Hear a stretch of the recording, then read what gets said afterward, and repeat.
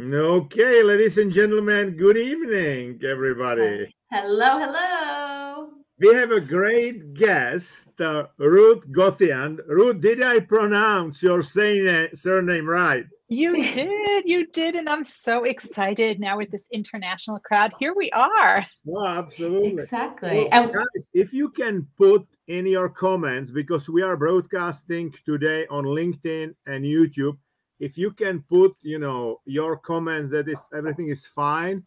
Elvis is in building. Good Elvis is in the building. We've arrived. We're here. We're Absolutely.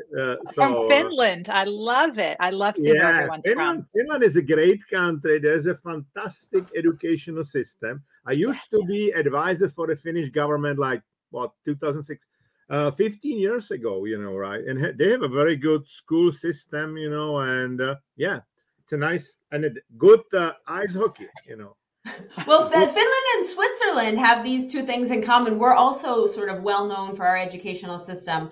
But what I'm happy here to talk about today is ice hockey is not that good as Finnish ice hockey. I cannot agree. Okay, I will check because I cannot agree. Guys, if you can, somebody from LinkedIn. There are people. Okay, perfect. Because I will check also. I will put my LinkedIn on my phone just in case, so we have we know where we stay. Because I think here we see only the YouTube. I love seeing where everyone's from. So I love it when they blast. I'm from Finland. We have like 30 people on LinkedIn already. Anyway, okay, Lisa, now the floor is yours. Thank you, because I wanted to say we're here to have a different kind of educational discussion. If we're talking about education, what do we as adults need to learn? And that's what I love having Ruth on the show here today. She is the author of a new book that is in Europe launched, on Kindle launched, and those of you who are watching us from the US, you're going to have to wait a little bit to get your hard copy. Just like 20 more days. That's not, not so long. It's like Advent. You have the countdown every day, right? That's right. Exactly. And what I love about this book, and we're going to talk about it all today, so you all know, what's in there is actually the thing that adults need to learn, which is how do we get successful? How do we find our peak performance? Jan and I are constantly talking about what are the ways, physical, mental, emotional, spiritual, what knowledge do you need to have to be successful? And literally we have the author who wrote the book on what does it take? What do we need? She's done the research. She's been talking to, let's see here. You have Nobel Prize winners. You've got Olympic athletes. You've got business executives and CEOs. You've been doing these interviews. And by the way, Ruth is one of us. Ruth is a fellow leadership coach. She's also a keynote speaker. She works in education, and you're a social scientist. So this is that research background that you have. Yeah, I love talking to people. You can tell.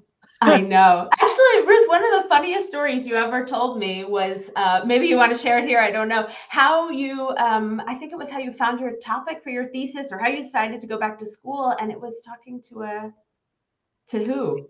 It was really, I used to, it's actually several people, but it started with conversations with my students. Nationally, I used to run an MD PhD program, and everyone was talking about why people are leaving the workforce, just like we have now this great resignation. So it's not too dissimilar to that. And I always thought that we are looking at the wrong end of the problem. We need to start looking at those who are such high achievers that their work more than makes up for those who are leaving. And then how do we get more of those people? Because I think there are a lot of people with untapped potential in our workforce. And I really wanted to unfreeze and melt that frozen middle. So yes. I, at the age of 43, went back to school and got a doctorate in adult learning and leadership. Oh. Yes, we need that. People are always like, oh, I'm past my 20s. I can't do anything else. Like, are you kidding? You have the next 80 years. I'm 60. I'm 60 on Saturday. Is there a chance still Happy birthday. To get a PhD, Yes. Absolutely. Yeah, I think there was a 99-year-old who got a PhD recently. I tried to study like 15 years ago when I was still in Microsoft, and they said, you made your executive MBA or whatever in Microsoft already. No. But anyway, Ruth, you mentioned one thing, which is like, resignation, loving your job. And there's a one point in your book. Obviously, I didn't read yet the book, but I, listen and watch your video. And that's interesting motivation. I call it, inspiration, but it's the same like interesting motivation because it's coming from you, right? That's right. Why it's so important.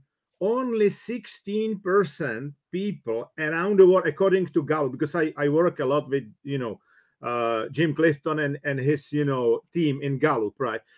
Only 16% of the people around the world are self-actualized, looking at the, Maslow's pyramid. Why do you think that it's so, low number, right?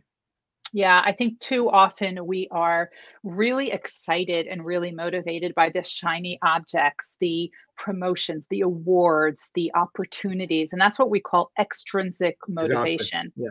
The problem with extrinsic motivation is that it gets real old real fast because other people are judging us. And when other people are judging us, it's just not sustainable. So you're going to either fail out or burn out.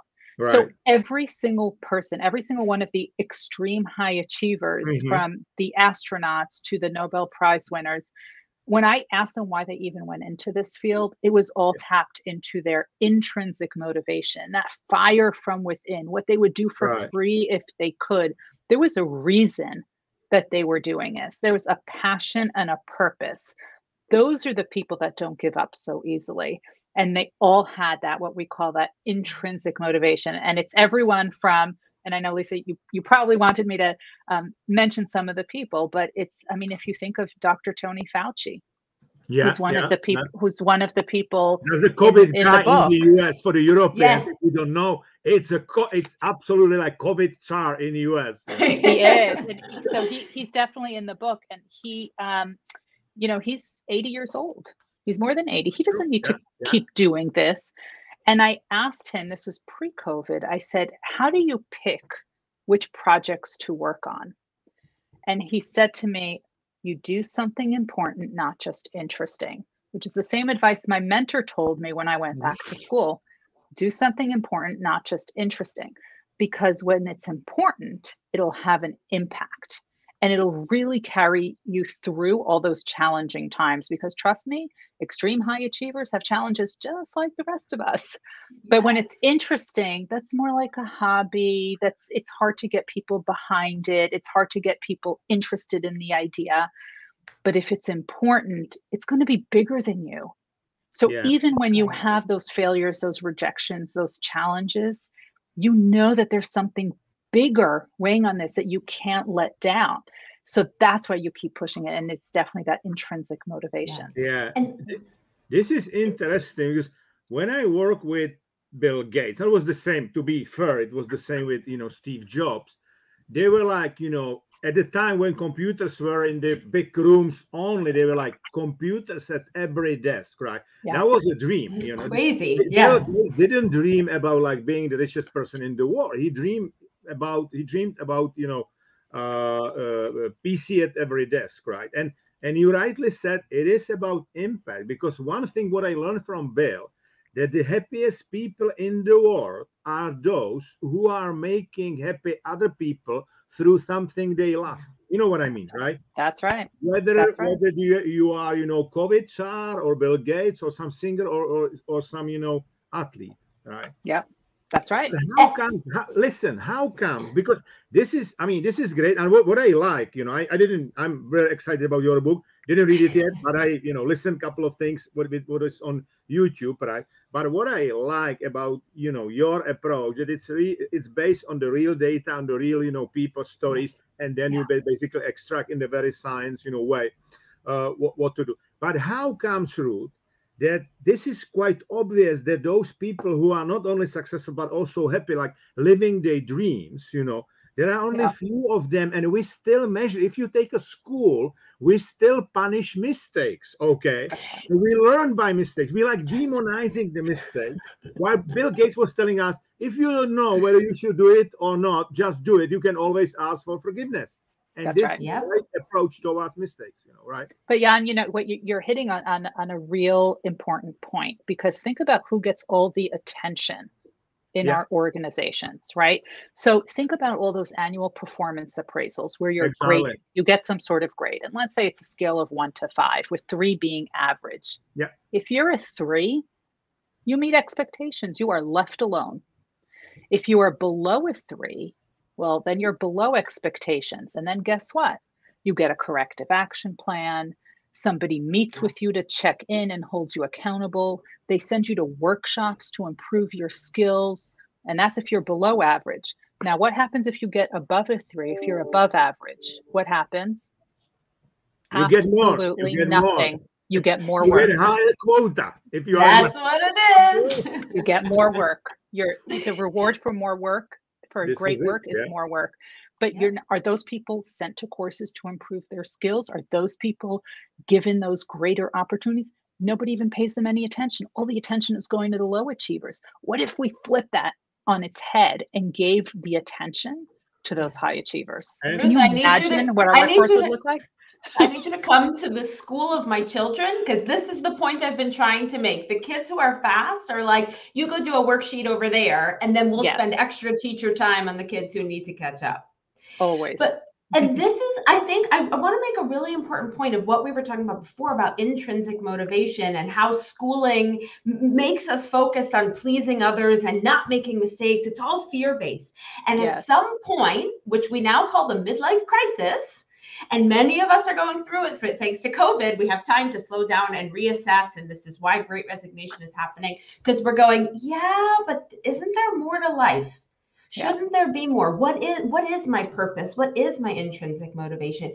But this is where people get stuck. They don't know how to get from here, how I've done it my whole life, and they're afraid to take the next leap because what got them here worked. That's right. That's what right. got you here won't get you there. Exactly. And that's the leap that most people need to make. The thing is that your brain, I got that. Your brain likes predictability, right? We like it. We like homeostasis, like everything is, fine. And then it's also coming to the corporates. One reason why Microsoft was lagging so behind Google or, Apple in mobile technologies, Google was obviously search, was the fact that we were very happy with status quo, to be honest, because Microsoft was almost monopoly 20 years ago, right? And then it happened, So the thing is how, to me, I think if you are like inspired, if you are motivated from inside, intrinsic motivation, then chances are it's easier for you to go out of the comfort zone. Am I right?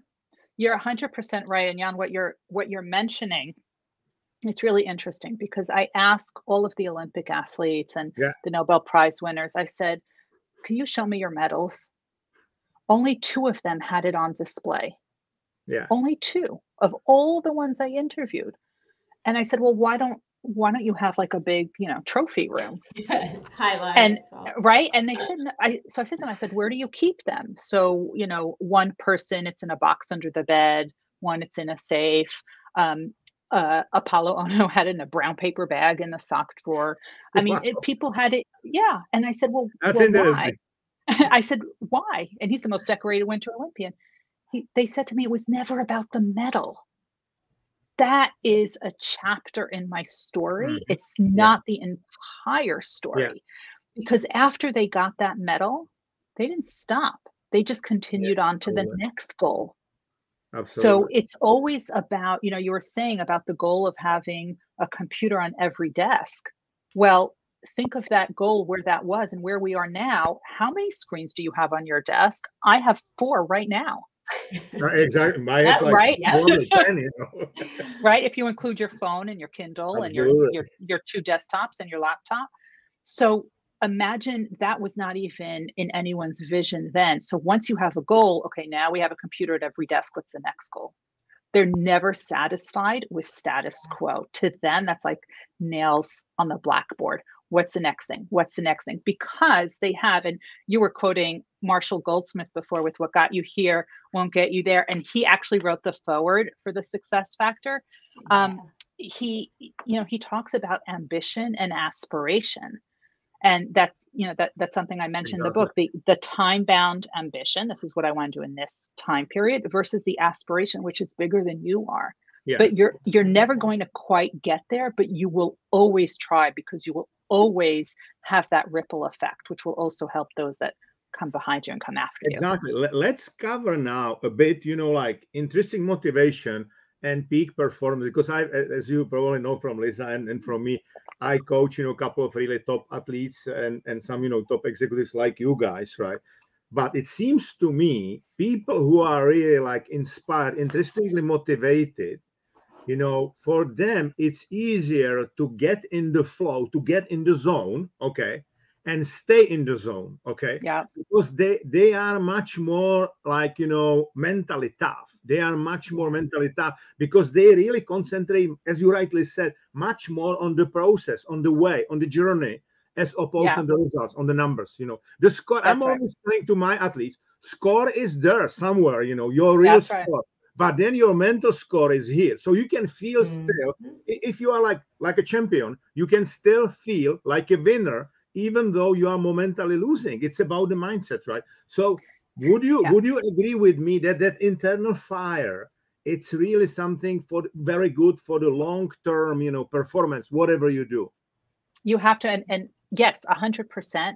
And I would also want to build on what you said about flow, because flow is something that they all talked about, flow theory. And it's really something that was really started by two great people, Marty Seligman and Csikszentmihalyi, who recently passed away. He passed away last year, in October. So they really talk, he talks about flow, which is when you get into, you're getting into your work, you're so focused, so head down, laser focused.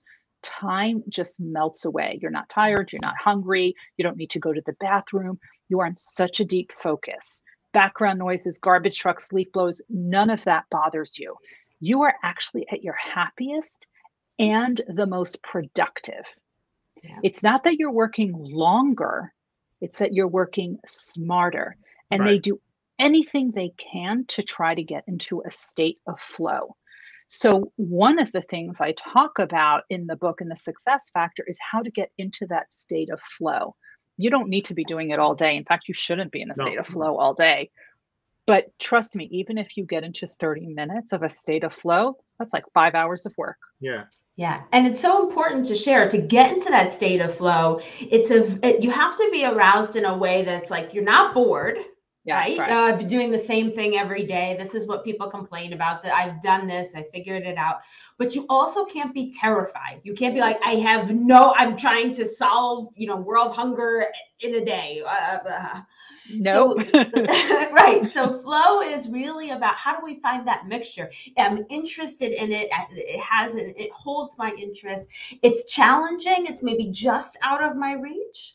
Yep. So I have to stretch for it, but at the same time, I'm not underwhelmed, I'm not overwhelmed. I can go for it. And that is what that's right. There's the right balance between challenge and support. It's not too easy where you find it demeaning, and it's not too hard that it's completely outside your comfort zone. It's right at the edge of your comfort zone.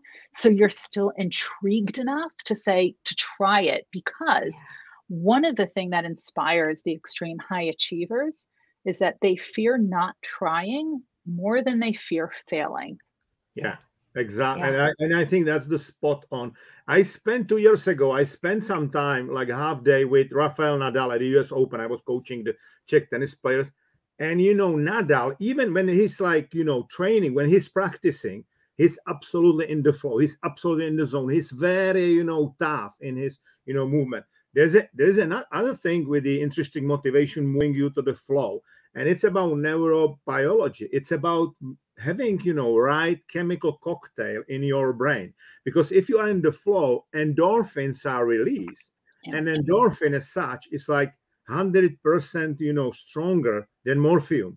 So it's like killing pain, killing the fact that you are tired. You said you are lost, your internal Woody Allen, your amygdala is gone, right? Your internal critique, and you are, here and now. When can you, mention some stories from the book when people mention, hey, I was in the flow, and that was kind of my feelings. And what did they say? It's interesting. It's everyone from one of the physician scientists who I talked about that was really, he was really talking about working on a treatment for cancer. And they were working, and what happens is when you're working in a lab, you get so engrossed in what you're doing. All of a sudden you look up and it's like, oh, it's dark outside, right? But talk about something important, not just interesting. We are working on a treatment for cancer, right? Right. So they got into it so much. Apollo Anton Ono, the short track speed skater, most decorated Winter Olympian, he worked so hard to get into that state of flow. And he described it to me. When you are in a state of flow as a short track speed skater, your blade sort of melts into your boot, melts into your leg, melts into your whole body. You are just one. It is so fluid. And he said he would get that often in practice, but not often in competition. But it's something that he always strived for. Guys, just for your information, we have already 11 countries represented. Okay. Cool. Okay, so that's about interesting motivation. Then you are making another strong point about strong work ethic. Okay, this is kind of another common denominator. So what would you say about that pillar in your book? These are the people who are working harder, and I don't necessarily mean longer. I mean, these are the people who are not dropping their pen at the end of the day. So we just talked about Dr. Tony Fauci. He's over 80 years old. He doesn't need to do this, but this is really important, right, for him. So he keeps at it. These are the people, they get into that zone and they work. But what's most important, and the reason I say these are not people who are working 18 hours a day, and Jan, you know this especially from working with athletes, the rest time is as important as the work time. Now, thank you. For those of us, though, who are not working on the sports fields, but might be working in front of a screen all day, what does that mean? We have what we call cognitive hours. Those are our peak focus hours. I am a morning person. I wake up super early in the morning. I can get more done by 10 o'clock in the morning than I can all day. Now, some people are night owls. They don't go to bed until 3 o'clock in the morning. Well, that's why I say you can't copy other people's habits. So if I'm a high achiever, not saying I am, but if I were a high achiever and I wake up at 5, but you only go to sleep at 3 a.m., you can't all of a sudden start waking up at 5 a.m. But what you can do is you can find your peak focus hours, which for me are in the morning, which means my cognitive tasks, my deep focus tasks, my writing, my editing, my budgets, I do in the morning because I can get more done in 15 minutes than I can in 2 hours later on. My afternoon hours, when I start getting a little slower, a little sleepier, a little hungrier, a little less focused, that's when I do more passive tasks that don't require deep focus. So for example, Zoom meetings, responding to emails, calling people, stopping by somebody's office. That doesn't take deep focus. So you don't want to waste your morning hours. If those are your cognitive hours, you don't want to waste those hours doing non-cognitive tasks. You are controlling your time and you will be so much more effective and productive and happier as a result and get into a state of flow. Win, win, win. I was just going to say there's all good things. And there's a book, When, for those of you who love to read books, there's a book, When, which describes all of this, and you can really figure out what's your tempo and what's your flow. I just want to find one more thing, which is there's a red thread through all of this. And Ruth, you showed it when you said, I'm not saying I'm a high achiever. I just, the humbleness that comes across through all of these high achievers. I'm not displaying my stuff in a showcase over here. Look at how great I am. I'm not connected to how good do I look in front of other people. They move beyond the ego. They move beyond what hurts my feelings, what makes me look bad. How do I focus on something bigger than myself? So for those of you wondering this all sounds great. I love it. Great advice. And yet I still feel stuck. this is probably where you're stuck is you're still in this ego place of, I need to look good. I need to maintain reputation. And if you can break past that and then start applying everything in there, yes, you will be able to implement every single one of these tricks and tips. That's right. That's right. And in fact, the high achievers said to me, I would say to them, you came up on my list as a high achiever. And they said, I did. And I said, you won the Nobel Prize. If you're not a high achiever, what does that say about the rest of us? That's imposter syndrome, top level, right? Saying like, if you have a Nobel Prize to laureate, to say, am I a high achiever? Absolutely. Anyway, you mentioned one key word, and that's attention. Okay. Which I think today it's really hard, because your brain in 1 week needs to process as much as information as the brains of our predecessors 100 years ago for the whole life. So we are really under huge pressure.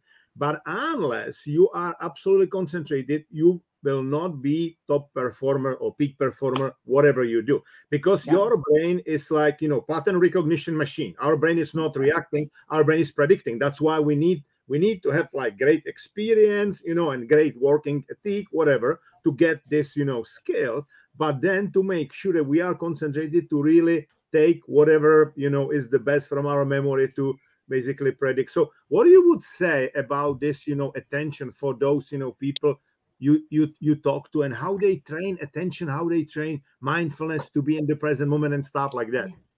Yeah, I actually talk about that in my example, one of the examples. So I'll tell you the answer to that. But what I will tell you is that what I did in the success factor is I actually gave multiple options. So I'm an adult educator by training. What works for you may not work for me. And trust me, I know that better than anyone. And what works for me today may not work for me the next time I have a transition, a new job, a move, a pandemic. So I needed to give people a lot of options. One of the favorite options that I have for this question, which works for me, is actually something that I didn't make up. It's actually called the Pomodoro technique, which is you work in spurts. So you work, for example, for 20 minutes, take a 5-minute break, take another 20-minute, another 5-minute break. After a few Pomodoros, you take a longer break. Now, during that time that you're working, the 20 minutes, you shut off all notifications. You are in deep focus. Now, one of the things that I realized is that 20 minutes is not enough for me. I need 35 to 40 minutes. So I adjusted that, right? Now, one of the things to do while you're in the middle of the pandemic as well, and especially if you're working virtually, I had to do 50 things at once, right? And all things that I didn't have to do before, I now have to do, and I have to get more done in one day. Instead of using my phone as a timer for my Pomodoro technique, I use the washing machine as a timer. Oh, really? Put it in. Every load was 33 minutes. So I would put it in, and at 33 minutes, the cycle was up. I don't know how to switch it on even, right? Ask your kids, because I always say if the kids can figure out how to use an Xbox, they can figure out how to use a dishwasher and washing machine. That's true. Yeah. There are less buttons. So, this whole conversation is really interesting, because actually, Ruth, as you talk to all of these different, people, and from your research and your education background, you actually figured out it's not that hard to be successful. There's only 4 things you need to do. Only. That's right. That's right. But you need to do them all at the same time. Exactly. So that was first the number one interesting thing. So many people go, okay, I need to focus. I'm going to get really good at this. Okay, I'm going to find my motivation. Great, but motivation without hard work is dreaming, right? That's right. That's exactly right. So what are these 4 things? So everybody who's, here can figure it out. And then how do we balance all 4? How do we do all 4 at once? Right. So the first one that we talked about is tapping into your intrinsic motivation, figuring out what your passion and your purpose is. And if anybody who's watching now wants to find out on their own, they could just download the passion audit right from my website. It's ruthgotian.com/passion audit. It's right there. I also give a much longer description in the book about it. But that really will help you tap into what it is you love doing. There's a big difference between what you're good at and what you enjoy doing. We could be good at a lot of things and not enjoy them. Yeah. So that's the first one. The second one is your work ethic. And it's about working hard, but also working smarter.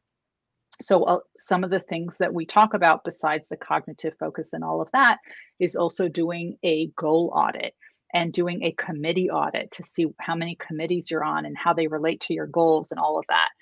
The third one is having a strong foundation, which is constantly reinforced. Things you did early in your career, you're going to continue doing as you become successful. So we've been talking about athletes. The NBA stars, the Olympic stars, they don't stop doing warm-up drills just because they're successful. In fact, it's the same exact warm-up drills that you would see in any 7th grade gym. Exactly the same. Just the NBA and the Olympians have much better equipment and fancier sneakers, but it's the same exact drills. And there's actually stories in the Success Factor of how those drills are so similar. And then the last one is, doesn't matter what degrees they have, doesn't matter what accolades they have, what medals they won, they're constantly learning. And they're learning in informal means. So Jan, you said you worked with Bill Gates, right? Do you know how many hours a day he would read? When I was traveling with Bill for like 10 years, and he was always getting, when he was in Europe, he was getting like 3-4 books like that thick, and he was reading all the time. So I would say 6 to 8 hours probably of the reading. Absolutely. And and I learned from him. He was like making, notes and underlining stuff and stuff like that. So definitely there are, in fact, it's called Gates Notes, so you can get what is, reading and stuff like that. You can, and he's like recommending the books. Oh, that's true. There is one question from our friend Edward, Barca from Switzerland. Is emotional intelligence, well, I can, put it on. I see it. Is emotional intelligence important for success? There are many top performers with obviously low, EQ, like Steve Jobs, Elon Musk. Well, the question is, we can, talk about it. It's very interesting question. Yes. First, I will say that EQ did not come up as something you need for extreme success. Will it help you as you start moving up incrementally? Absolutely.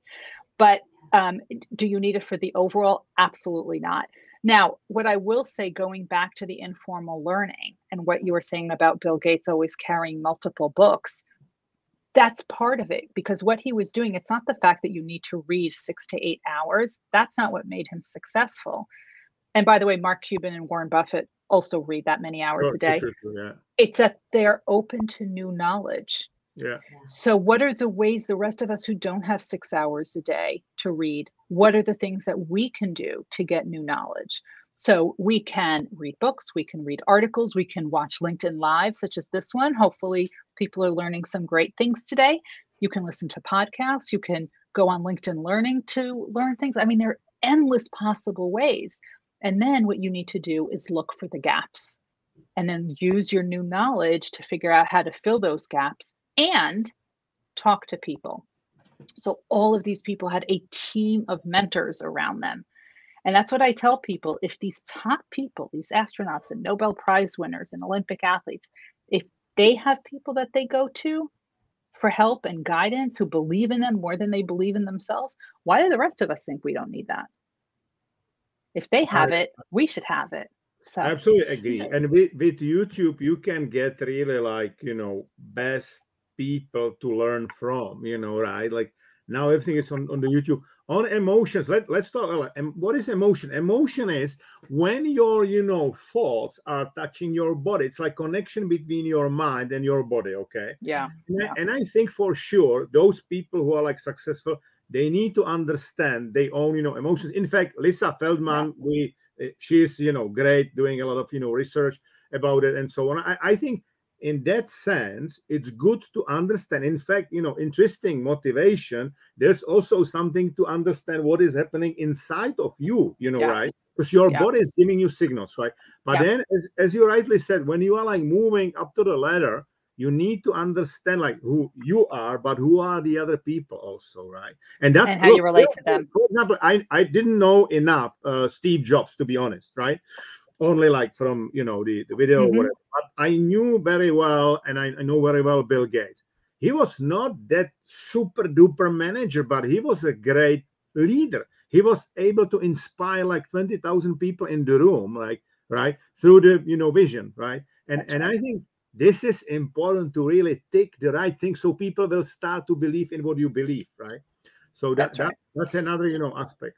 But this is the question that I have, and for both of you, I mean, this is sort of an open conversation, because the people you've been talking about featuring, if you're a scientist and a researcher, you're an Olympic athlete, you maybe are working more alone. And Edward is mentioning business people, and maybe there you are working more in teams. And how much will that transform going forward as we're doing more complex projects, as we have to work in greater teams, or have really systemic racism is not one person going to solve it, right? There's no lone hero who's going to solve these big challenges.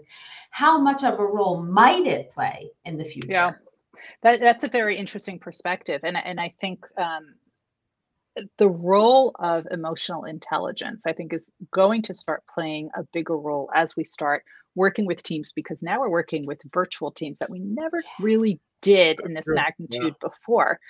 So emotional intelligence is knowing how to recognize and manage your own emotions, but also recognizing the emotions in others and the impact that can have, and knowing how to talk to that someone, read if that person is angry or frustrated or tired or whatever it is. So I think it is important, and I think it'll be a lot easier to work with other people if you're able to recognize their emotions. And I'm thinking of the astronauts, for example, who are in these tiny quarters, right? And they had to learn how to work together and talk about different personalities that were put together. We have one who is the brilliant engineer, but also the class clown, and the other who is head down, focused, competitive, and somehow they're together for weeks or months. Yeah. So they had to actually work on that. And that's actually one of the things that they do before they ever go to space. Most of the time the astronauts are on the ground, is learning how to work with each other. And that's what's so important. I think those are great lessons that we can learn from the astronauts. It must be, great lessons from there, because it's a small group of the people who are like together, for many, days. And they have like nobody else. Well, they can Zoom to the Earth. Okay, so let's have a Zoom, right? But during set periods of time, they can do that. Exactly. Every minute of their day is calculated. Yeah, it's wild. Yeah.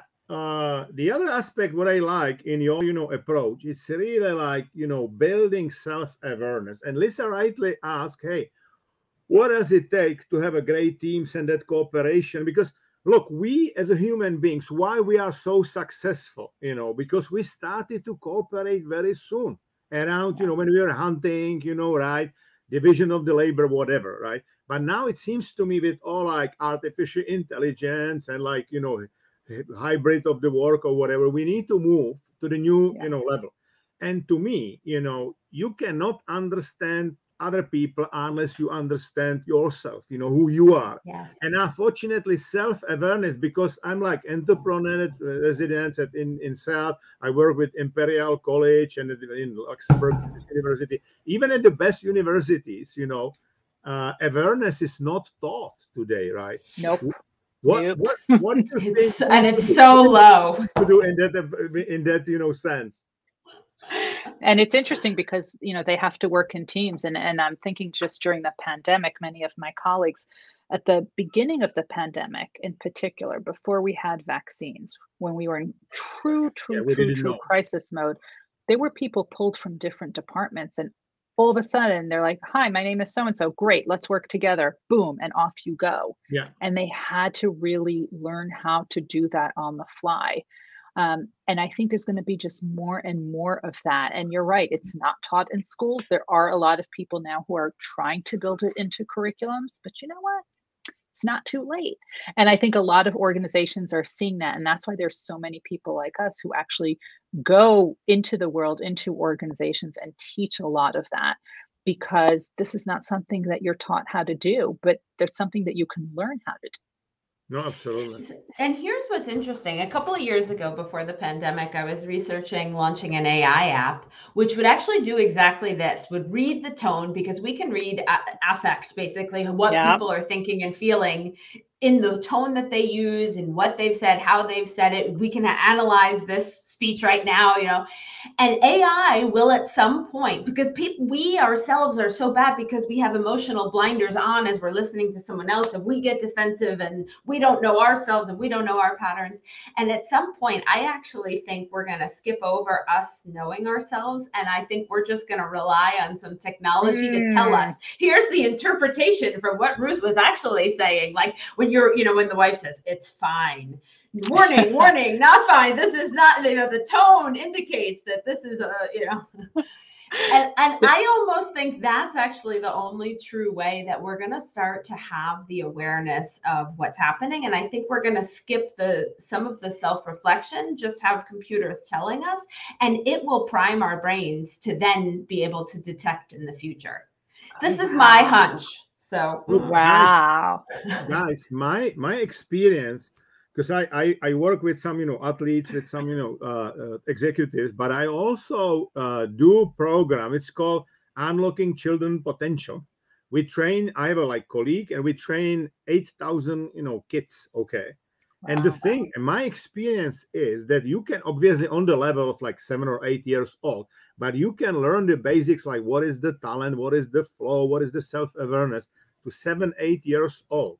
And there was a you know, girl, like a couple of weeks before the Christmas, she came to me and she said, look, I'm 11 and they are teaching us what is around us. I know almost everything, you know, I'm getting very good grades, but you are the first person who told me what is inside me, how brain works a little bit, when I need to learn. And because I'm teaching them, for example, look, if you are learning something, the knowledge is not creating during the learning, it's creating during the sleep, you know. That's why sleep is so important. You need to get in the bed before the midnight. It's all about the deep sleep, about, you know, neuroplasticity, whatever, you know, right? So my point is, in my view, I think we need to start to teach kids in the basic schools, like what is emotion and things like that, you know, right? That's right.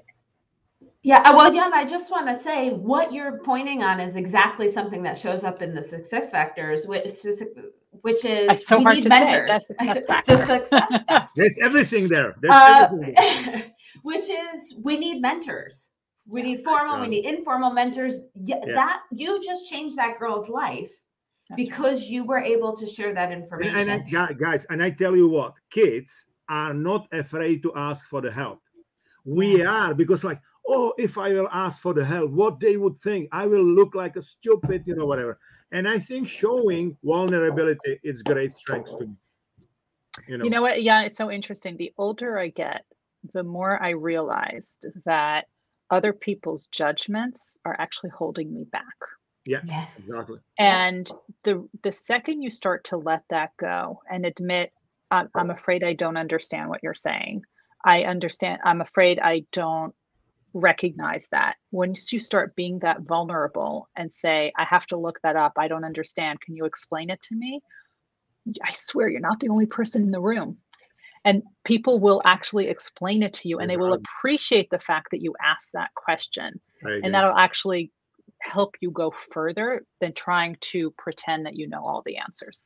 I absolutely agree. And I think to admit your own mistakes is another way what high achievers, you know, do, because you are learning a lot from, you know, your own mistakes. And if you're like, hey, this is it, then, you know, you need to accept mistake is past. You need to accept what happened. If you are not accepting your mistakes, you are like suffering when you are making the mistakes, and whenever you remember that mistake, you will suffer again, right? So it's not a mistake, it's a learning opportunity. It's learning opportunity.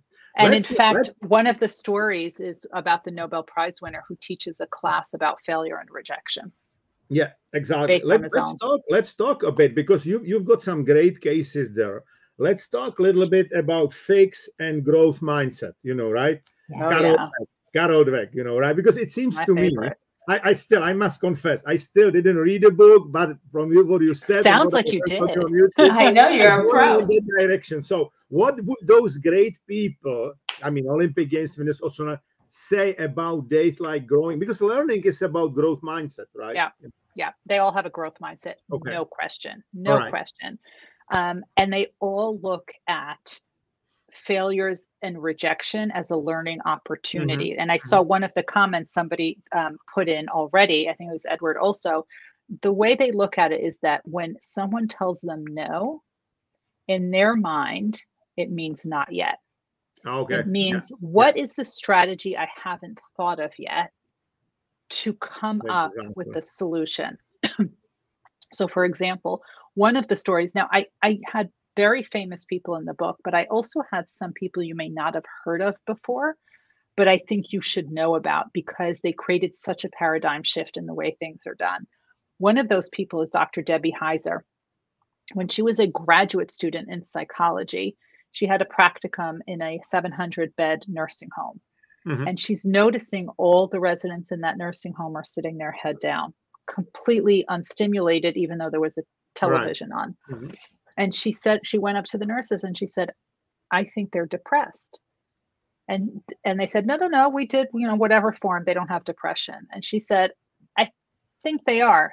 Anyway, she pushed back, she did a survey, and she found out, she did all this other research, she found out they were, in fact, they all had depression because the government form that they were using did not assess it correctly. And here she was as a graduate student, she pushed back, she got the government to change their standard of what is considered depression in a nursing home.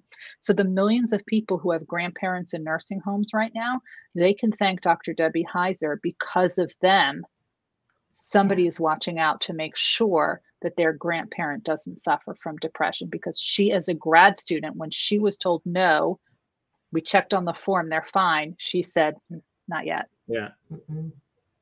That's great. That's a great. I love that story. And that's all of these stories encompass why it's so important to have these factors. I believe in something bigger than myself. She wasn't saying I need to win a prize for figuring out how to change this form.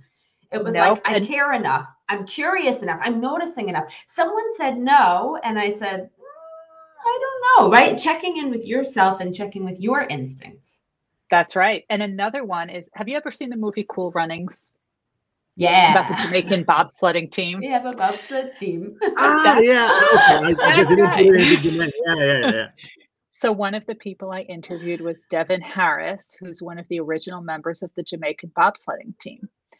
And we talked about, I said to him, how do people from Jamaica, Caribbean island, you've never seen snow, let alone ice. How did you get to be a bobsledding team? And he said, the story's even better than that. He didn't even meet his teammates until they were at the airport. And they never saw a bobsled until they got to Lake Placid for the training 3-4 months before the games. And they went to the Olympic Games. They didn't even own a bobsled. They had to rent one from the Canadians. Oh. So talk about not yet, right?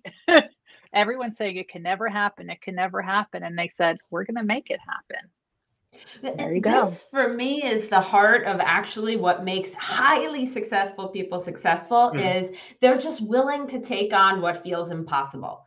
They don't let their worry, they don't let their reputation, they don't let judgment from other people hold them back. They just go for it. That's right. And it created this paradigm shift later on. Yeah. Right. And if you're constantly not held back by all that stuff, my God, look at the potential you can unleash. And I believe that everyone could do something that is that, like you said, I love this woman, Debbie. It's like, does everybody have to be in every history book and known across all mankind to make an impact? No.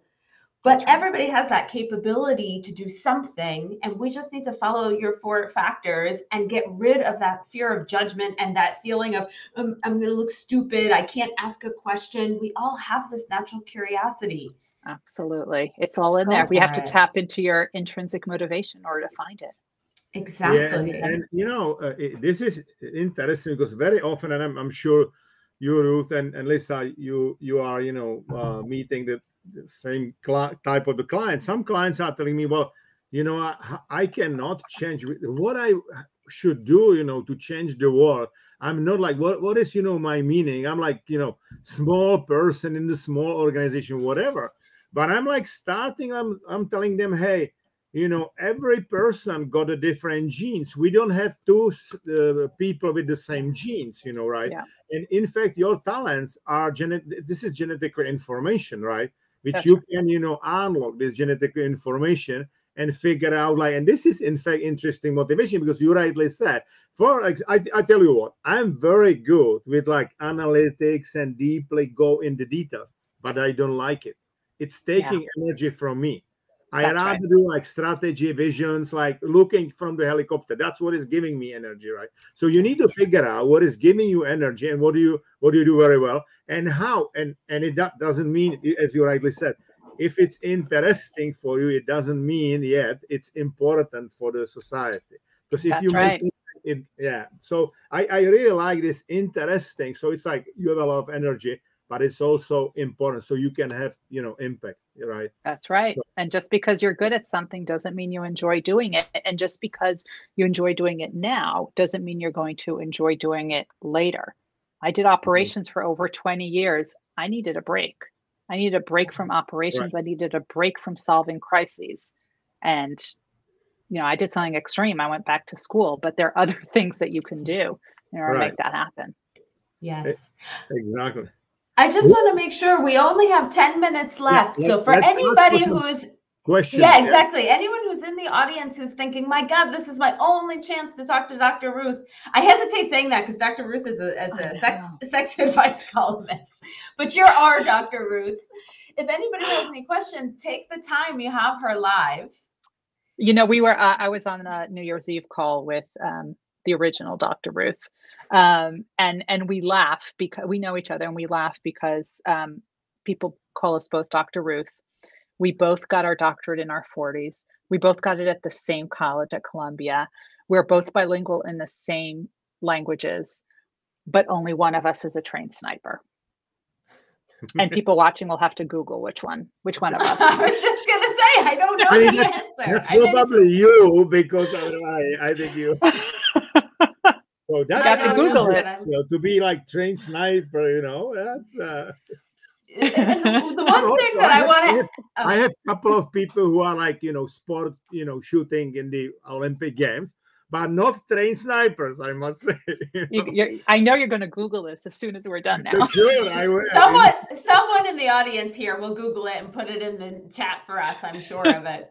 But what I wanted to also point out here, what I've noticed about super high performers, yes, they're obsessed and they're really into one thing, but I've noticed that there's a lot of creativity that comes from them being good at multiple things. So like you said, I had this first career, then my curiosity led me here, and now I have the second career. And by the way, I may or may not be a trained sniper. And, by the way, I wanted to figure out how to write a book because I haven't done that before, right? Like, and I know a lot of Nobel Prize winners, when you're even in medicine and research, they figured stuff out by playing the piano and learning to paint and just having these multiple outlets of creativity. That's right. What role does that play?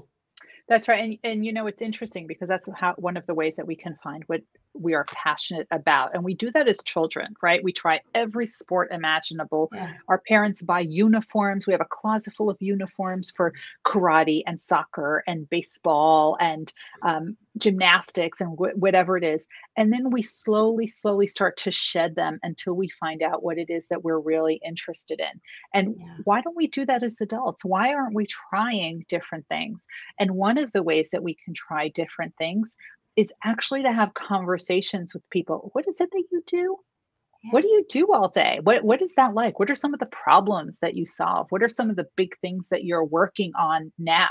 I mean, I would love to have those conversations with some people to learn about the different things. So I did, right? I interviewed all these great people to figure out what's it like to be an astronaut? What's it like to go in a tin can in the sky and, for many weeks? What is that like? What is that prep like? What's that prep like to be an Olympian or to get that Nobel Prize? So there's a lot of that, because to be a high achiever, that's a tip of the iceberg. To get to be a high achiever, that's below the waterline, and people don't talk about it enough. So that's what I did.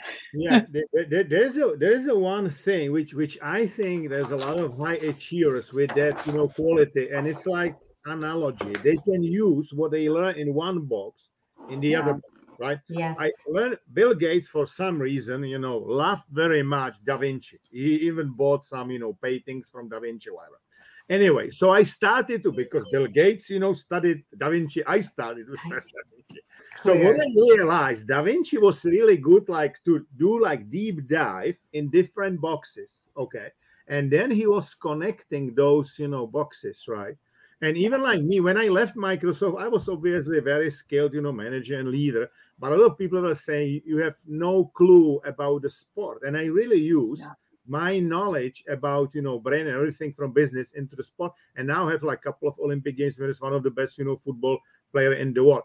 What would you say about, what I mean, in kind of the, using what you learn in one part of the life in the other? What would you say? Is it something which is describing those high achievers in your book? Every single one of them did that. They used what they did, because remember, it was a chapter in their lives, not the entire story. But there are lessons learned from that chapter that they used in other parts of their lives, learning how to do that. And in fact, that was one of my definitions of success, is you are creating this paradigm shift in what you're doing. You're bringing people up as you go up. And the way you bring other people up is you're either mentoring them one-on-one, or you're actually leading groups of people. So for example, Zaza Pachulia, the two-time NBA champion, he runs an entire basketball clinic in Georgia, the country, not Georgia, the state, for over 1,000 kids.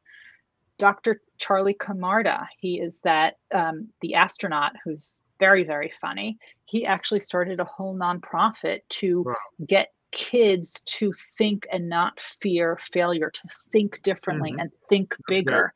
A whole nonprofit. That is what he's doing in retirement. And there's so many other stories like that in the Success Factor. That was one of the definitions. What are you doing to create the paradigm shift and bring other people up as you start to succeed? Yes. There are some great comments. You are all awesome. That's great. Thank you for exciting discussion. There's a Panos from Berlin. Panos used to be. I used to work with him. I was helping him, coaching him when he was in Prague. Now he's a big manager in Bayern in a large chemical company. We have Michelle here, your friend, Michelle. She is now in Portugal. We have great folks. Yeah. There was someone on a train who was watching us from a train. From Prague to Vienna. Yeah. That's right. Perfect time to get your knowledge in. And I want to share with everyone again, make sure you check out the book, because there's so much more information in this book. You can see I marked mine up. I already, and I said, I'm going to make this reading for many of my coaching clients because it's such practical information. You see, it's really clear. It's distilled. And by the way, which we didn't do, Dr. Ruth, we didn't give you a proper introduction today. And what I wanted to share, and we always do this, we forget to introduce ourselves. We're so excited to jump in. But what people might not know, I love that about us, though, we're a little chaotic. But they don't know that you are the 2021 recipient of the Thinkers 50 Award, #1 management thinker in the world. Emerging management thinker, yeah. So for people who don't know what Thinkers 50 is, basically it's like the Oscars. You win an Academy Award for best performance. And in our field with coaching and leadership development and management and thinking and just success, this is basically the biggest award you can get. And our Dr. Ruth right here, #1 in the world. It's wild. And exactly. And you've been nominated for awards, 50 over 50 from Forbes. I mean, this is what I want people to see, which is it's not, I was 20 and I did this great thing, and then the rest of my life I sat back. No, we're constantly moving forward. Same with Jan. He doesn't have, if you look at Jan's LinkedIn, You know what it is my doesn't say, slogan? okay. My slogan is 60 is new 40. That's who I am, you know. I love it. And he's probably going to go to Columbia and get his PhD now after this discussion. No, and Ruth also works with the Forbes, right? You work with Forbes. I write in you Forbes. You can read a lot of great things about her on the web, and we really the book is great. So Ruth, any ideas about your new book already? Yeah, what's the next? I actually have several ideas that I'm cooking. We'll see how people like this one. So far, I'm really excited. I do have ideas for some of the other ones because look, I've interviewed so many great ones. Great. I think people are really interested in the behind the scenes of what we're doing, and people are really into this, especially now that people are reevaluating. What's next? What am I going to do next? How am I going to do it on my terms? And I think figuring out what it is that you love to do and then building a whole career around it and being super successful at it. Oh, absolutely. No, I think you really have that great, fascinating, job, like aggregated all of that, knowledge and experience and, share it with the other people. Because I can tell you, in the world of sport, there is so much knowledge and experience, but nobody is sharing it, really. Yeah. Like in my country, in Czech Republic, I have athletes in 7 different countries, but mainly I would say 80% is Czech or Slovak origin, right? But in my country, for some reason, we've got always at least 10 women in tennis in top 10, which for small country, it's huge. We have sometimes 3 girls in, top 10, okay? But nobody yet put together the heads and say, hey, there's something fascinating happening in Czech, you know what I mean, right?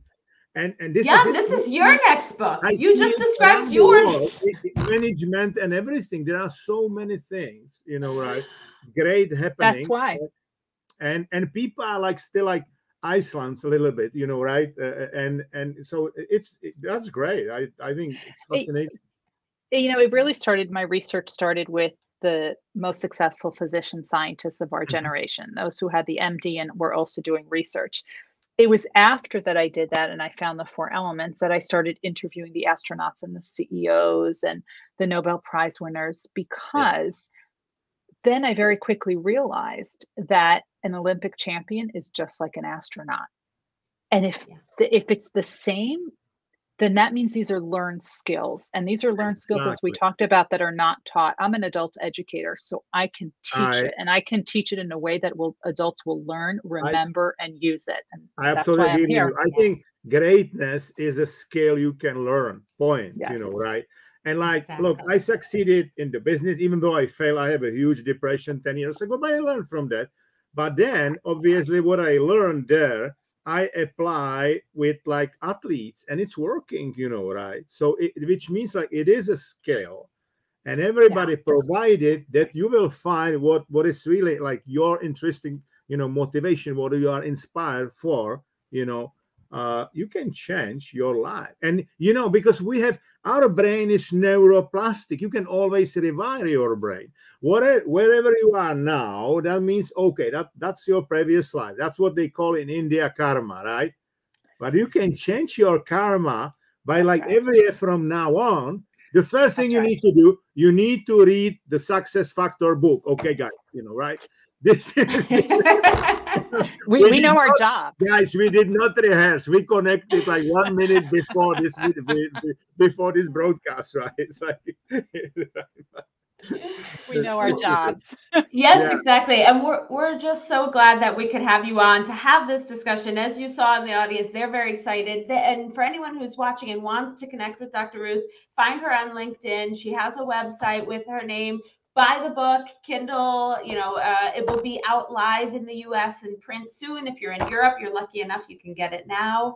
And let's keep encouraging more people, generous people like Ruth, who are doing the work and ready and willing to share with the world to make the world a better place. And guys, I will save it on LinkedIn. Obviously, it's saved automatically, and it will be also on YouTube, so you can share it with your friends, which would be great. So Ruth, thanks very much. This was like mind blowing. I had very high expectations, right? But now I'm brutally excited. And thanks very much, Lisa, to be great co-pilot, great, partner with. This was fun. This was so fun. Okay. Great. Thanks very much. Have a great, 2022. Have a a lot of success and happiness and obviously health. Okay. Thank you. Bye. Best year yet. Take care, everyone. Bye.